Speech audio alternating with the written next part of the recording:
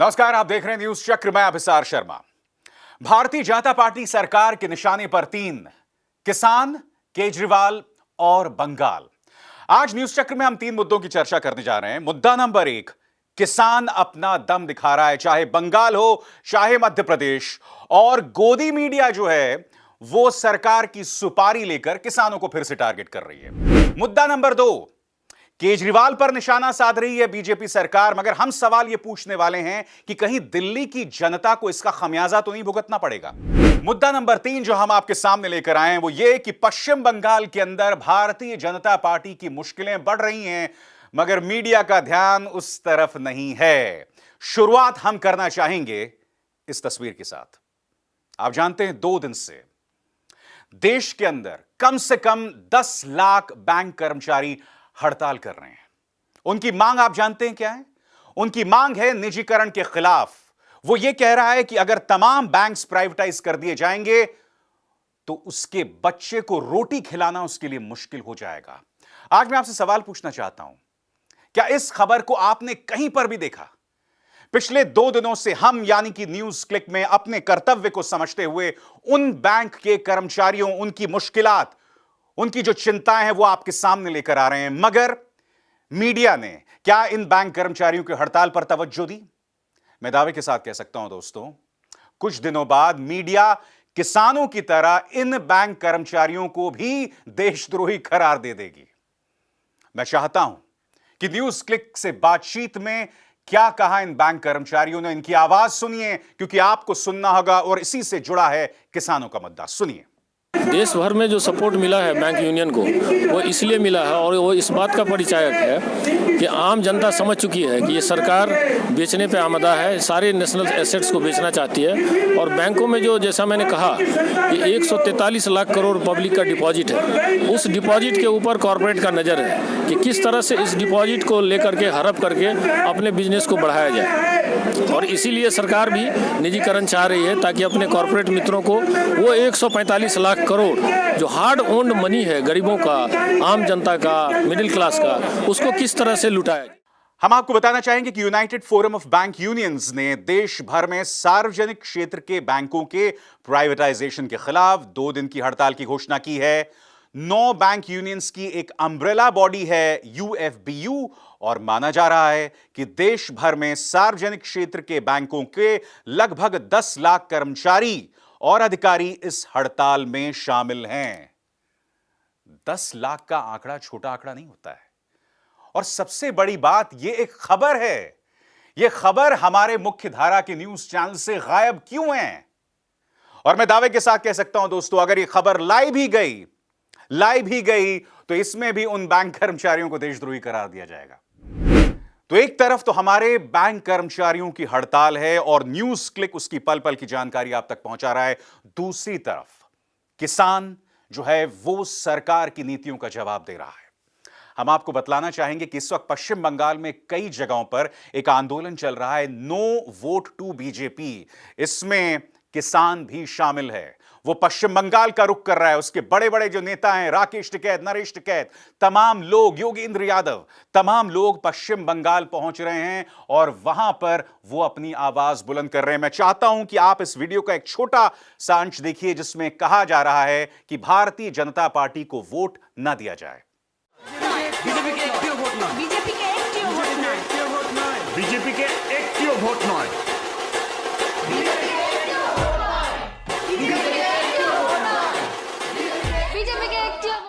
और किसान यहां रुका नहीं है। मध्य प्रदेश के अंदर, जी हां, मध्य प्रदेश के अंदर जहां शिवराज सिंह चौहान की सरकार है, वहां पर किसान ने मोर्चा संभाला हुआ है। राकेश टिकैत वहां पहुंचे और इन तस्वीरों से साफ हो रहा है दोस्तों कि जबरदस्त हुजूम है इस वक्त वहां उनके स्वागत के लिए। किसान अपने मुद्दे उठा रहा है और यह सरकार के लिए जबरदस्त चिंता का सबब है। क्या कहा राकेश टिकैत ने जब उनसे पूछा गया कि आपका यह आंदोलन राजनीतिक तो नहीं है? सुनिए उन्होंने क्या कहा। तो आज मध्य प्रदेश में जब आप रीवा पहुंचे, आज जबलपुर आए, क्या माहौल आपको नजर आ रहा है? माहौल तो ये तो क्रांति करनी पड़ेगी आगे किसानों को। देखो, प्रधानमंत्री ने कहा कि अपनी फसल मंडी के बाहर बेच लो, तो मंडी के बाहर और तो मंडी लगी नहीं, हमें मंडी के बाहर डीएम का ऑफिस लगा, एसडीएम का ऑफिस लगा।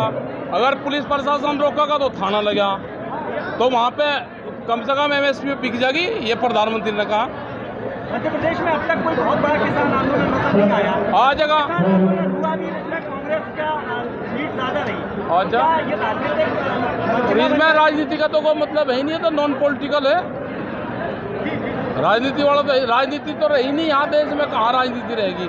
यहाँ तो कंपनी राजनीति कर रही भाई। यहाँ ना सरकार है किसी पार्टी की, सरकार भी नहीं है किसी पार्टी की। बीजेपी का ये कहना है कि जहाँ जहाँ आगामी दिनों में चुनाव हो, चाहे बंगाल में हो, राज्य के नहीं, यहाँ क्या चुनाव है? निकाय के वहाँ आपका दौरा ज्यादा देगा? ना तो हम तो सब जगह जाएंगे। हमारे पास इसको देश में कोई पासपोर्ट व्यवस्था तो है नहीं कि वीजा लेना पड़ेगा। और भारतीय जनता पार्टी हमारी किसान संगठन के एडवाइजर बॉडी की ना मेंबर है, उसको तो मेंबर भी नहीं है, हमारी बॉडी की मेंबर तो वो है। और मीडिया का क्या कवरेज है वो आपको इस तस्वीर से पता चल जाएगा। ये तस्वीर जो कह रही है मोदी विरोध के लिए किसानों का मुखौटा। एक तो मैं समझ नहीं पा रहा हूं कि अगर प्रधानमंत्री नरेंद्र मोदी का विरोध भी हो रहा है तो इसमें दिक्कत क्या है आपको? प्रधानमंत्री नरेंद्र मोदी देश थोड़ी ना है। अरे जब आपातकाल चल रहा था, जब इंदिरा गांधी का वर्चस्व था पूरे देश में, तब कांग्रेस के एक चाटुकार ने कहा था कि India is Indira, Indira is India. यहां तो पूरा मीडिया लगा हुआ यह कहने में कि मोदी इक्वल टू इंडिया। आपको यह बात अटपटी नहीं लगती है? और अब भी इस सरकार के सांसद किसान को गाली दे रहे हैं, उसके बारे में आप शब्द कह रहे हैं और प्रधानमंत्री नरेंद्र मोदी उस पर खामोश हैं। साक्षी महाराज ने हमारे किसानों की तुलना किन लोगों से की, आप खुद सुनिए। वो किसान है ही नहीं, या तो खालिस्तानी है, या आतंकी हैं, या दलाल हैं, या राजनीतिक पार्टी का कुछ लोग हैं। अब राकेश टिकैत को अगर हम लें तो 2014 में राकेश टिकैत हमारे प्रत्याशी के सामने अजीत सिंह की पार्टी से चुनाव लड़े थे लोकसभा का, 9000 भी वोट नहीं मिले थे। तो जिस आदमी को 9000 वोट न मिले हों, अब अपनी धरती तलाशने के लिए किसान का आंदोलन लेके खड़ा हो जाए। ऐसे ही आपके राजस्थान में कांग्रेस सरकार है, कुछ यहां से पुश कर दिया गया। वो पंजाब में कांग्रेस सरकार है, वहां से पुश कर दिया गया। तो ये राजनीतिक स्टैंड है। किसान तो खेत में काम कर रहा है। क्या यूपी में किसान नहीं है? हरियाणा में किसान नहीं है? मध्य प्रदेश में किसान नहीं है? सारे छत्तीसगढ़, सब सारे देश में किसान है। कहीं किसान आंदोलित नहीं है। पर दिल्ली के बॉर्डरों पर, जो बॉर्डर राजस्थान से सटता है, जो पंजाब से सटता है, वहां पर केवल एक तमाशा हो रहा है। मगर मुझे खुशी है कि सरकार से जुड़ी कुछ आवाजें हैं जो प्रधानमंत्री को एक अच्छी नसीहत दे रहे हैं। राज्यपाल सत्यपाल मलिक ने क्या कहा, आप सुनिए। सत्यपाल मलिक का कहना है कि उन्होंने प्रधानमंत्री नरेंद्र मोदी से करीबी एक पत्रकार को सलाह दी है कि किसानों से वार्ता करें, किसानों का अपमान ना हो। मगर सवाल यह कि क्या प्रधानमंत्री सत्यपाल मलिक की आवाज सुनेंगे, उनकी बात सुनेंगे? क्या कह रहे हैं सत्यपाल मलिक, आप खुद सुनिए। अब भी कल मैं एक बहुत बड़े जर्नलिस्ट से मिलके आया हूं जो प्रधानमंत्री के बहुत अच्छे दोस्त हैं, और मैंने उन्हें कहा कि भाई मैं तो कोशिश कर ली, अब तुम उनको समझाओ ये गलत रास्ता है। किसानों को दबा के यहाँ से भेजना, अपमानित करके दिल्ली से भेजना, पहले तो ये जाएंगे नहीं, ये जाने को नहीं आए दिल्ली में। दूसरे चले गए तो ये 300 बरस भूलेंगे नहीं। लिहाजा इनको कुछ देके, एक चीज है, ज्यादा करना भी नहीं है, सिर्फ एमएसपी का कानूनी तौर पे उसको मान्यता दे दो, सारा मामला मेरी जिम्मेवारी है, मैं नहीं बंटवा दूंगा। अगर एमएसपी को कानूनी मान्यता दे देंगे तो इन कानूनों में तो जो जो संशोधन चाहते हैं किसान दे देंगे, सरकार तैयार है, मामला खत्म हो जाएगा। आप लगातार किसान की बेइज्जती करने का प्रयास कर रहे हैं, उससे बदनाम करने का प्रयास कर रहे हैं। जो लोग उसकी आवाज में आवाज बुलंद करते हैं, उनके दफ्तरों में आप ईडी के रेड्स मार देते हैं। उन युवाओं को, 22-22 साल की दिशा रवि को आप गिरफ्तार कर लेते हैं, और उनका गुनाह सिर्फ इतना कि वो एक टूल किट का प्रचार प्रसार कर रहे होते हैं जिसमें सिर्फ किसान आंदोलन का जिक्र होता है। दुनिया भर में, चाहे ब्रिटिश हाउस ऑफ कॉमन्स हो, चाहे अमेरिकी संसद हो, चाहे संयुक्त राष्ट्र हो, सिंगर रिहाना हो, ग्रेटा थनबर्ग हो, आज की तारीख में सभी भारतीय किसान की आवाज में आवाज बुलंद कर रहे हैं। मगर हमारी सरकार के माने तो ये तमाम लोग जो हैं वो खालिस्तानी समर्थक हैं। मुझे लगता है बहुत जरूरी है कि आप अपनी आंखें खोलिए और हकीकत से मुंह मत मोड़िए।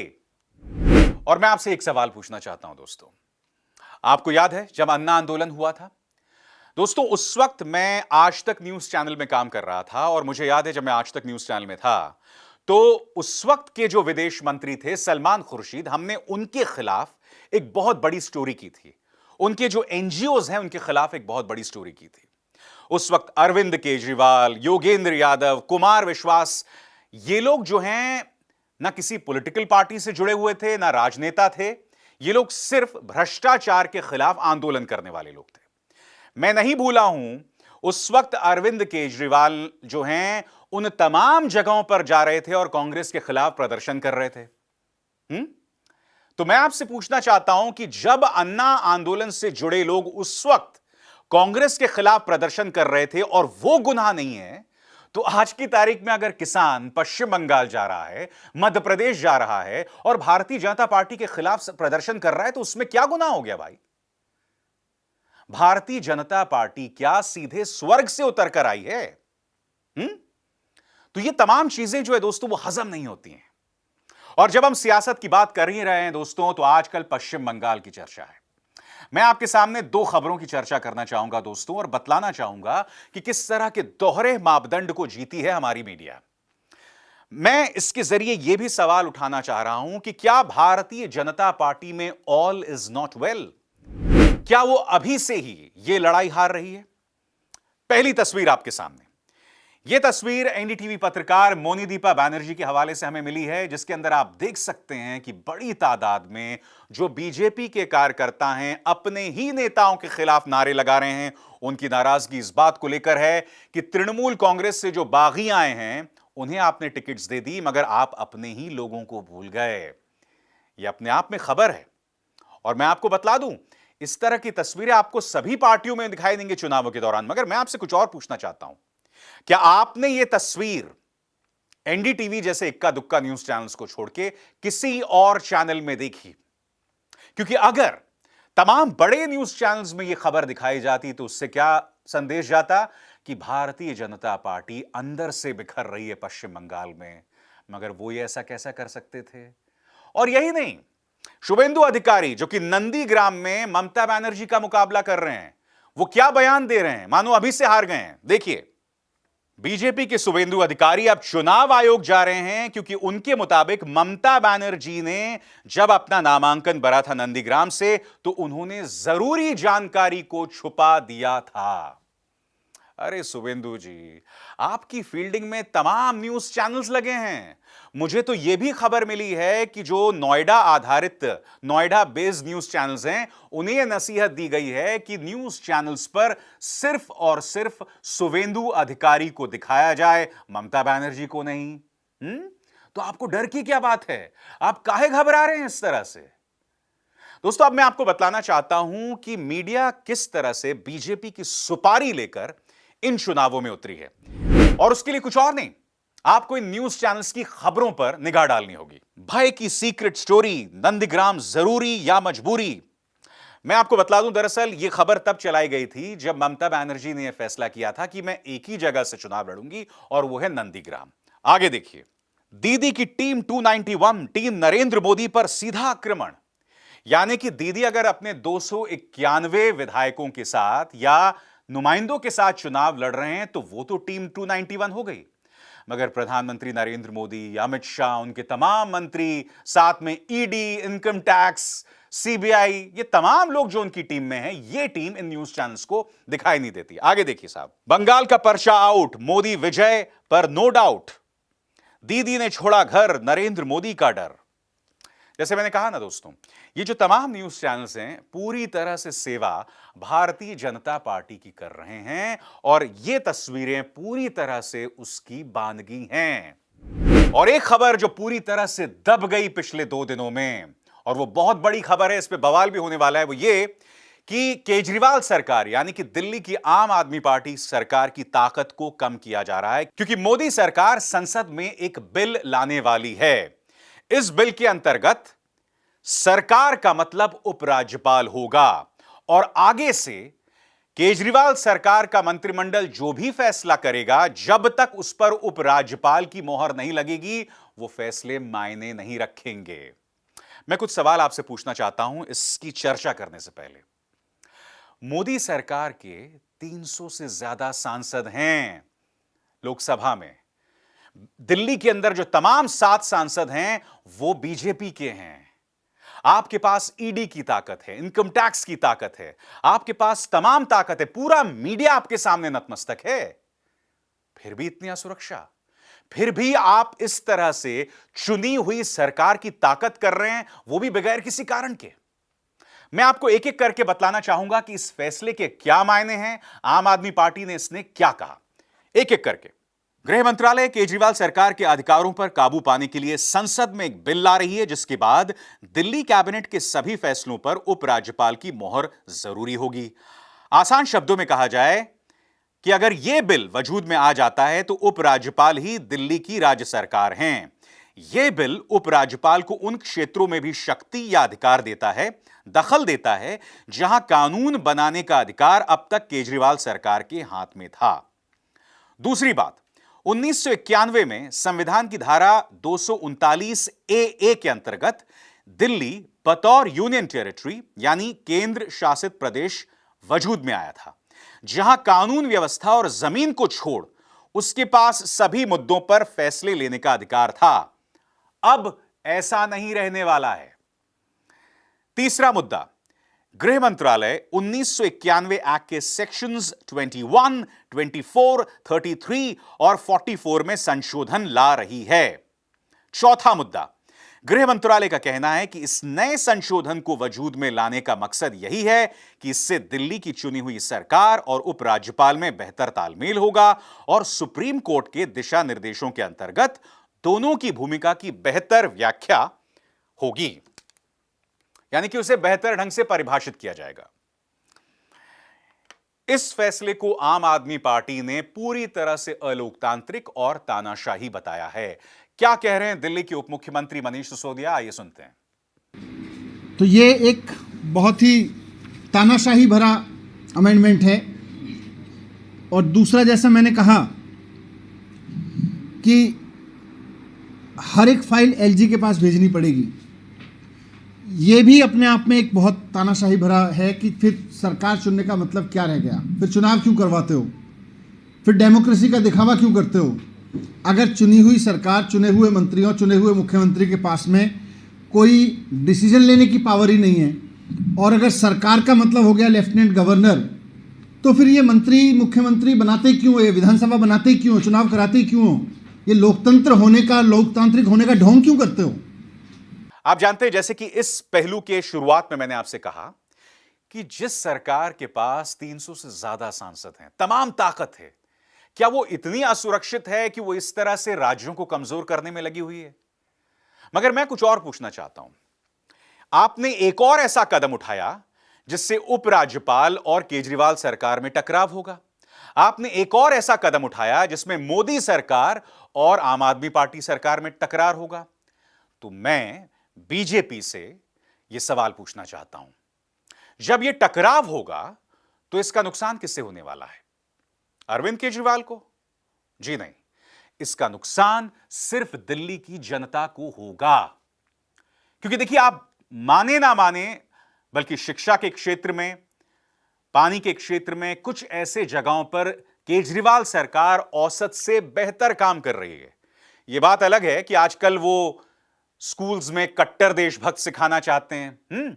राम मंदिर अभी बना नहीं, अभी से वो हमारे बुजुर्गों को मुफ्त वहां की यात्रा करवाना चाहते हैं। इन तमाम चीजों की तरफ भी उनका ध्यान जा रहा है, वो एक अलग मुद्दा है। मगर मैं आपसे पूछना चाहता हूं, अगर इस तरह से टकराव होगा और बेवजह यह टकराव पैदा किया जा रहा है, तो इसका नुकसान तो सिर्फ दिल्ली की जनता को होगा ना।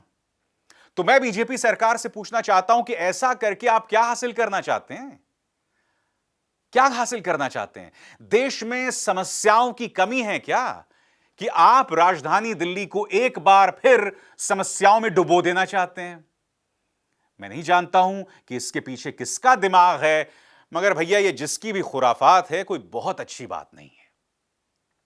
खैर, न्यूज चक्र में इतना ही। मेरी आप सबसे अपील कि इस कार्यक्रम को ज्यादा से ज्यादा लोगों तक शेयर करें और न्यूज क्लिक को ना सिर्फ सब्सक्राइब करें बल्कि उस बेल आइकन को भी जरूर दबाएं, ताकि जैसे ही मैं कोई शो करूं सीधे आपके मोबाइल फोन्स तक पहुंच जाए। अब हिसार शर्मा को दीजिए इजाजत। नमस्कार।